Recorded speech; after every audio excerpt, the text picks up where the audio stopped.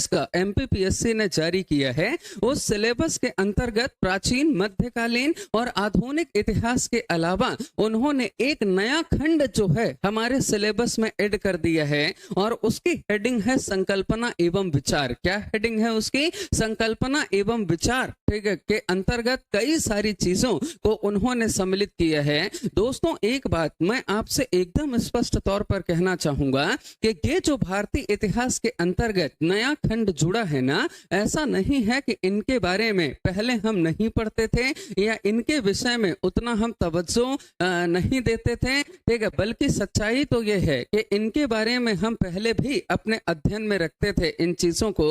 बस यहाँ पर फर्क सिर्फ इतना हो गया कि उन्होंने सिलेबस में है ना उन बिंदुओं को स्पष्ट तौर पर सम्मिलित कर दिया, जिसका अर्थ यह है कि अगर हम पहले उन टॉपिक्स को स्किप कर सकते थे या स्किप कर देते थे, लेकिन अब हमें स्किप नहीं करना है, बल्कि हमें चीजों को है ना बहुत ही आसान तरीके से, ठीक है, और साथ ही साथ पूरी गंभीरता के साथ उन टॉपिक्स को कवर करना है। इसी वजह से जो खंड ऐड हुआ है उसे हमारे सिलेबस का हिस्सा या भाग बनाया गया है। तो संकल्पना एवं विचार के अंतर्गत बहुत सारे चैप्टर्स हैं, है ना। अभी हम आगे कुछ देर बाद, ठीक है, उन टॉपिक्स पर बात करेंगे और फिर उसके बाद एक एक करके उन्हीं टॉपिक्स पर हम विस्तार से अपनी चर्चा बेसिकली हम प्रारंभ करेंगे। तो दोस्तों, अगर हम बात करें ना, तो हमारे ये जो ऑनलाइन कोर्स चल रहा है, इस ऑनलाइन कोर्स की फीचर्स यानी विशेषताएं क्या क्या हैं, अब तक में आप लोग काफी, ठीक है, ज्यादा इनसे जुड़ चुके हैं,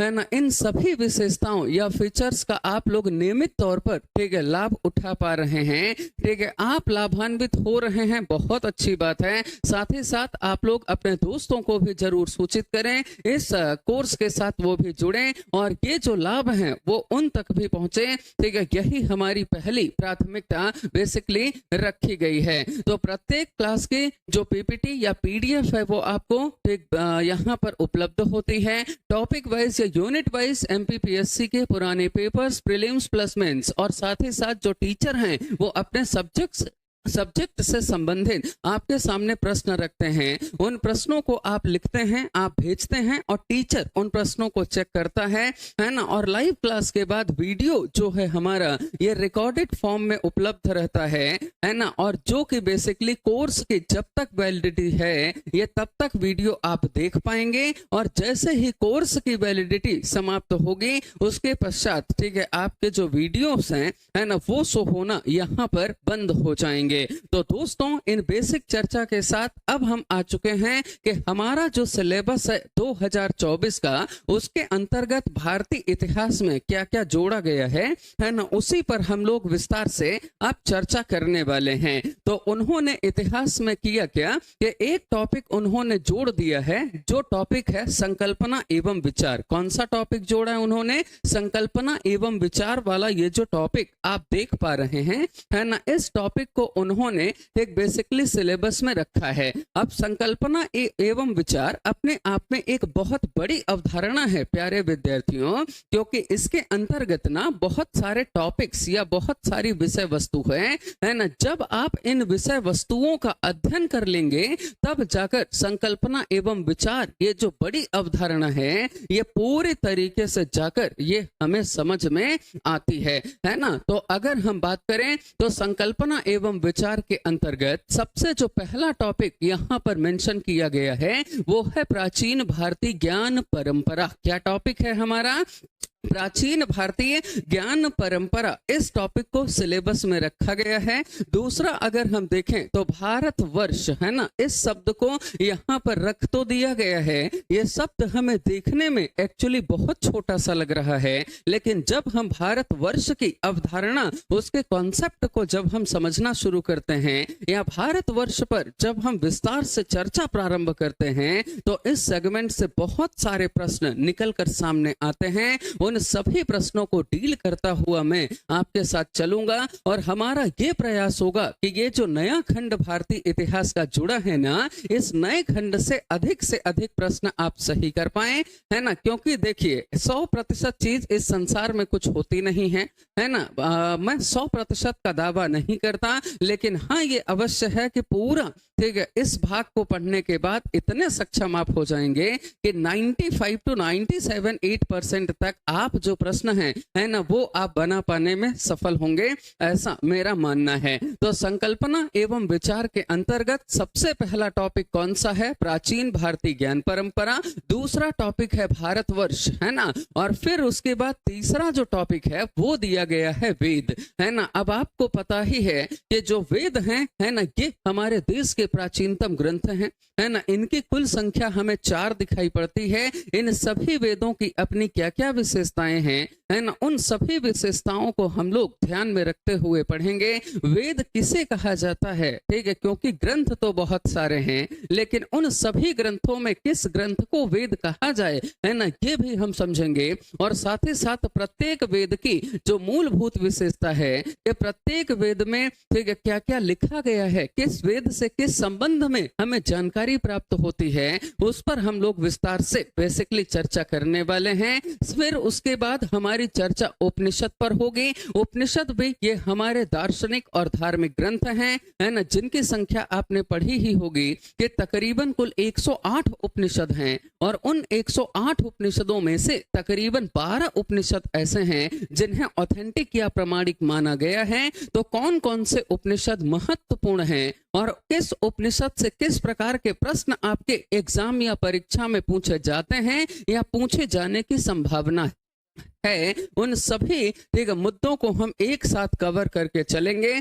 और फिर उसके बाद एक टॉपिक यहाँ पर ऐड हुआ है जिसको हम कहते हैं आरण्यक, है ना। आरण्यक भी अगर हम देखें तो ये हमारे भारत के प्राचीनतम ग्रंथ हैं और अभी तक जो प्राप्त आरण्यक हैं उनकी संख्या लगभग हमें 7 देखने को मिलती है। तो ये जो तथ्य मैं आपके सामने बोल रहा हूँ, ठीक है, ऐसा ना हो कि यही तथ्य पर आधारित ही प्रश्न आपके सामने पूछ लिए जाएं कि कुल उपनिषदों की संख्या कितनी है? 108। कितने ऑथेंटिक हैं? 12। वेद कुल कितने हैं? 4। तो ऐसे सरल प्रश्न भी आपसे पूछे जा सकते हैं। आरण्यक कितने हैं? अभी तक जो प्राप्त आरण्यक हैं उनकी संख्या हमें 7 दिखाई पड़ती है। फिर उसके बाद ब्राह्मण ग्रंथ, है ना। ब्राह्मण ग्रंथ मतलब ऐसी किताबें या ऐसी पुस्तकें जिसमें यज्ञ या पूजा पाठ आदि से संबंधित, है ना, काफी सारी चर्चाएं या बातें की गई हैं, उन्हीं को दरअसल हम ब्राह्मण ग्रंथ कहते हैं। फिर उसके बाद षड दर्शन, ये बहुत इंपॉर्टेंट सेगमेंट है ना। यहाँ से नंबर ऑफ क्वेश्चन,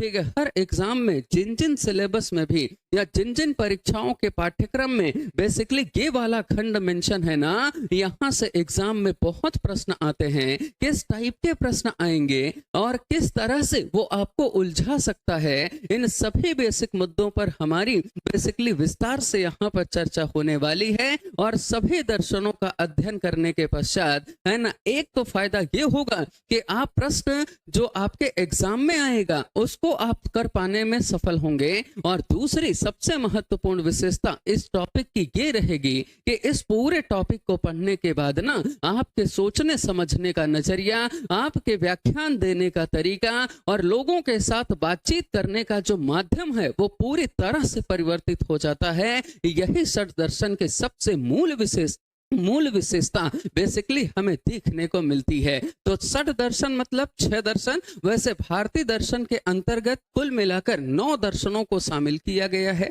लेकिन हमारे सिलेबस में 6 दर्शन यानी जो षट दर्शन हैं उनको बेसिकली प्राथमिकता पर हमें कवर करना है। लेकिन इसका अर्थ ये नहीं है कि बाकी के जो 3 दर्शन बच गए ना तो उनको हम पढ़ेंगे नहीं, है ना। उन दर्शनों पर भी हमारी चर्चा होगी बेसिक स्तर पर, क्योंकि बिना ठीक है उन 3 दर्शनों के ये षड दर्शन का कॉन्सेप्ट भी पूर्ण रूप से ठीक आपको समझ में नहीं आता। उन बिना 3 दर्शनों के षड दर्शन की अवधारणा ही अपने आप में अधूरी है। तो वो जो 3 अतिरिक्त दर्शन हैं जिसमें चार्वाक दर्शन, है ना, बौद्ध दर्शन, जैन दर्शन, है ना, इनको भी हम शामिल करेंगे। और षड दर्शन के अंतर्गत जैसे सांख्य दर्शन, है ना, फिर योग दर्शन, फिर न्याय दर्शन, वैशेषिक दर्शन, मीमांसा दर्शन और वेदांत दर्शन, है ना। इन 6 दर्शनों पर हमें विस्तार से चर्चा करनी है। इसके अलावा फिर उसके बाद स्मृतियों पर हमारी चर्चा होगी, है ना। जैसे मनुस्मृति है, याज्ञवल्क्य स्मृति है ना। ऋत, सभा और समिति पर हमारी चर्चा होगी। सभा और समिति वगैरह आपने पढ़ा ही है। विदत के बारे में भी हम लोगों ने, है ना, वैदिक सभ्यता में अध्ययन किया था। तो ये जो सभा, समिति और विदत की अवधारणा है, ये क्या है ना, इसके बारे में हमारी चर्चा इस प्राचीन इतिहास के विशेष श्रृंखला में एक बेसिकली होने जा रही है। फिर उसके बाद गणतंत्र क्या है, तो गणतंत्र के रूप में भारत का उदय कैसे हुआ है, ये मैंने स्वतंत्रता प्राप्ति के पश्चात के भारत में एक पूरे सेशन में मैंने इस घटनाक्रम को डिस्कस किया हुआ है। लेकिन प्राचीन समय में गणतंत्र की उत्पत्ति कैसे हो गई, कौन कौन से राज्य गणतंत्र बने थे भारत में, उन सभी के बारे में विस्तार पूर्वक हमारी चर्चा बेसिकली यहाँ पर होगी। फिर उसके बाद वर्ण और आश्रम। वर्णाश्रम का मतलब होता है वर्ण धन आश्रम बराबर वर्णाश्रम। आप सबने पढ़ा होगा कि इसमें दीर्घ संधि है ना। वर्ण धन आश्रम बराबर वर्णाश्रम। तो वर्ण कितने हैं वो देखेंगे, आश्रम कितने हैं, है ना, 4 जो हैं उनके बारे में हमारी चर्चा होगी। पुरुषार्थ जो हैं हमारे 4, है ना। कितने पुरुषार्थ हैं, 4 पुरुषार्थ हैं। वर्णाश्रम में वर्ण कितने हैं, 4, ब्राह्मण, क्षत्रिय, वैश्य और शूद्र, है ना। आश्रम कितने हैं, इनकी संख्या भी हमारे समक्ष कितने दिखाई पड़ती है, 4। और ये 4 आश्रम कौन कौन से हैं, तो पहले आश्रम को हम लोग प्यारे विद्यार्थियों ब्रह्मचर्य आश्रम कहते हैं। दूसरे आश्रम को गृहस्थ आश्रम, तीसरे आश्रम को वानप्रस्थ तथा चौथे आश्रम को हम संन्यास आश्रम कहते हैं। इन सभी आश्रमों की क्या विशेषताएं हैं और किस तरह के प्रश्न आश्रम व्यवस्था पर आपसे पूछे जा सकते हैं, इन सभी पर बेसिकली हमें बहुत ही विस्तार से चर्चा करनी है। और आई होप, मैं ये उम्मीद करता हूं कि अभी तक जितनी मैं चर्चा आपके समक्ष कर रहा हूं, आप इन सभी घटनाक्रम को बेहतर तरीके से अपने दिमाग में आप सजो कर रख पा रहे हैं। और जब हम इन चैप्टर्स को विस्तार से डिस्कस कर लेंगे ना, तो आप खुद ही प्रश्नों के उत्तर दे पाने में पूर्ण रूप से सफल हो जाएंगे। फिर पुरुषार्थ की संख्या कितनी है, 4 है। अब ये पुरुषार्थ जो 4 हैं, ये पुरुषार्थ हैं कौन कौन से, तो ये पुरुषार्थ हैं बेसिकली धर्म, अर्थ, काम और मोक्ष, है ना। धर्म, अर्थ, काम और मोक्ष, ये जो 4 पुरुषार्थ हैं, इन चारों पुरुषार्थों की क्या विशेषता रही है और यहाँ से किस टाइप के प्रश्न आते हैं। धर्म का मतलब क्या है, अर्थ क्या है, ठीक है, काम क्या है, मोक्ष क्या है। जब हम ये सब डिस्कस कर लेते हैं तब जाकर, है ना, हमारे जीवन में, ठीक है, पुरुषार्थ लागू होता है। पुरुषार्थ का जो उद्देश्य है वो पूरा होता है। तो इस पर हमारी विस्तार से चर्चा होगी। फिर उसके बाद ऋण संस्कार, तो आपने पढ़ा ही होगा कि ऋण संस्कार 3 तरह के होते हैं, देव ऋण, पितृ ऋण और ऋषि ऋण, है ना। तो ये ऋण क्या है, ऋण की अवधारणा क्या कहती है और प्रत्येक ऋण की क्या विशेषता है, उस पर हमारी चर्चा विस्तार से बेसिकली यहाँ पर होने वाली है। फिर पंच महायज्ञ यानी जो 5 यज्ञ होते हैं, वो 5 यज्ञ कौन कौन से हैं, इस पर हमारी चर्चा होगी। देन उसके बाद कर्म का सिद्धांत क्या कहता है ना, इस पर हमारी विस्तार से चर्चा होगी। कर्म का सिद्धांत क्या है, केवल अगर हम चार्वाक को छोड़ देना तो 9 दर्शनों में से, है ना, चार्वाक को अगर हटा दिया जाए, जो चार्वाक दर्शन है अगर उसको आप हटा दो तो लगभग 8 के 8 जो, ठीक, हमें दर्शन दिखाई पड़ते हैं भारत में, उन सभी में कर्म को महत्व दिया गया है। चार्वाक कर्म को महत्व नहीं देता, है ना। चार्वाक के साथ साथ 2 और भी हैं, बौद्ध और जैन, लेकिन वो दोनों भी कर्म को महत्व देते हैं। लेकिन चार्वाक ऐसा है जो कहता है कर्म वर्म कुछ नहीं होता है। देखो, ऐसा है कि जो चीजें नहीं दिखती हैं, जो चीजें नहीं हैं हमारे सामने, वही चार्वाक है। चार्वाक का मतलब होता है कि जो चीजें प्रमाणित नहीं है ना, उन पर बिलीव नहीं करता, ये चार्वाक दर्शन है ना। फिर उसके बाद अगले नंबर पर आ जाता है बोधिसत्व और साथ ही साथ क्या आ जाता है, तीर्थंकर्स, है ना। बोधिसत्व मतलब क्या, बोधिसत्व की ये जो अवधारणा यहाँ पर उन्होंने दी है ना, ये सिलेबस का बहुत ही अहम हिस्सा है ना। बोधिसत्व की अगर हम बात करें तो ये बौद्ध धर्म में प्रचलित है और ये बौद्ध धर्म की महायान शाखा से संबंधित है। आप सभी जानते हैं प्यारे विद्यार्थियों कि जब हम बौद्ध धर्म की बात करते हैं ना, तो बौद्ध धर्म की मूल रूप से दो शाखाएं हमें देखने को मिलती हैं। उनमें से एक शाखा को हम क्या कहते हैं, ठीक है, हीनयान, और दूसरी शाखा को हम क्या कहते हैं, महायान। तो ये जो बोधिसत्व की अवधारणा है, ये महायान शाखा की अवधारणा है, और इसके अंतर्गत ये कहा जाता है, या बोधिसत्व मतलब ये होता है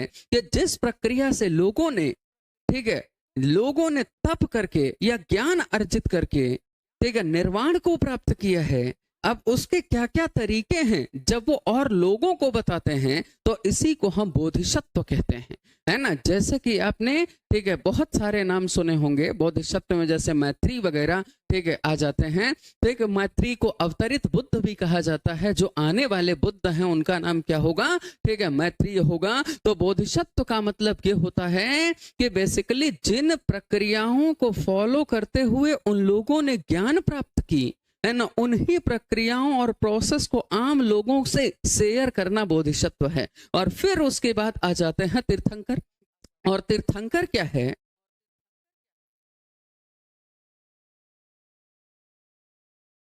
बिल्कुल, है ना, प्रिया मैम लिख रही हैं, मस्त होकर जिंदगी जो चारवाक वाले होते हैं, है ना, बिना किसी टेंशन के, जो चीजें हैं नहीं सामने, है ना, उन पर वो विश्वास ही नहीं करेंगे। अरे हटाओ भाई, आप बोलोगे आत्मा है, बोलेंगे कौन आत्मा, कहाँ है आत्मा, दिखती है क्या, नहीं दिखती, यही चारवाक है। बिल्कुल बिल्कुल, है ना। तो जो लोग मेरे साथ लगातार लाइव जुड़ते जा रहे हैं, आप सभी का स्वागत है। गायत्री मैम, आपको भी very very good morning.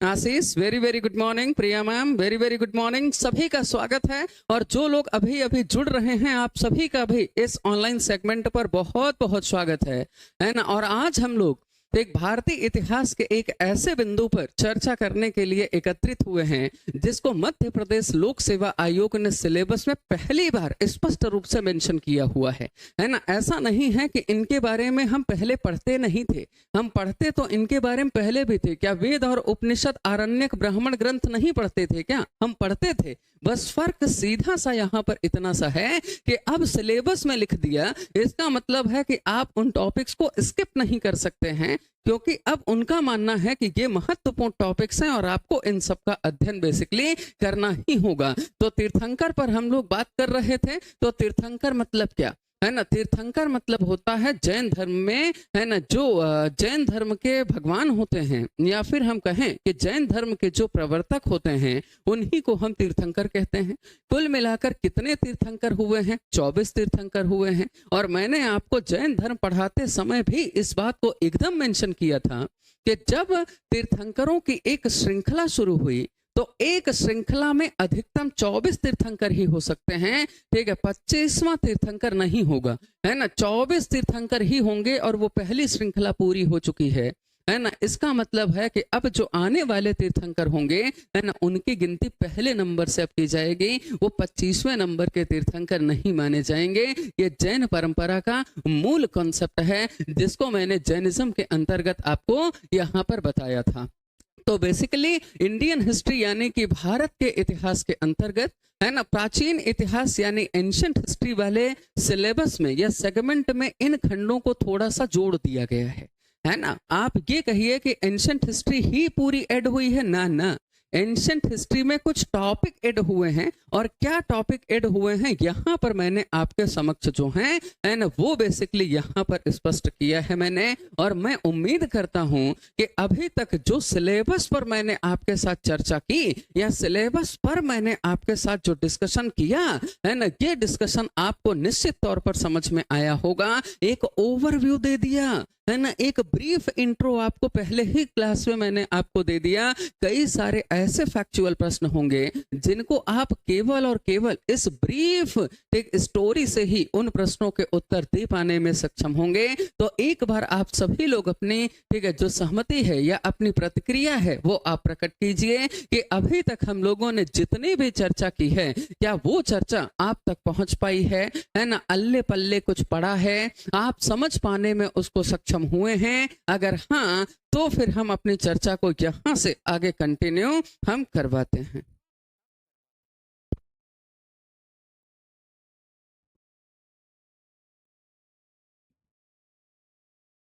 Lokesh का एक प्रश्न है कि सर वीडियोस यूनिट वाइज और मेंस 2023-24 के हिसाब से सिस्टमैटिक जमा करवा दीजिएगा, बहुत कंफ्यूजन हो जाता है। बिल्कुल बिल्कुल बिल्कुल लोकेश, है ना, आपकी ये जो समस्या है ना, इस समस्या को मैं ग्रहण करता हूं अपने अंदर, और इस समस्या को ग्रहण करने के पश्चात, है ना, जो आपकी समस्या है फिर इसको मैं ठीक हस्तांतरित कर दूंगा, मैं ट्रांसफर कर दूंगा आगे की तरफ, और आपकी समस्या का समाधान जल्द ही हो जाएगा, ऐसा मेरा मानना है ना। तो आप टेंशन बिल्कुल मत लीजिए, सब कुछ हो जाएगा।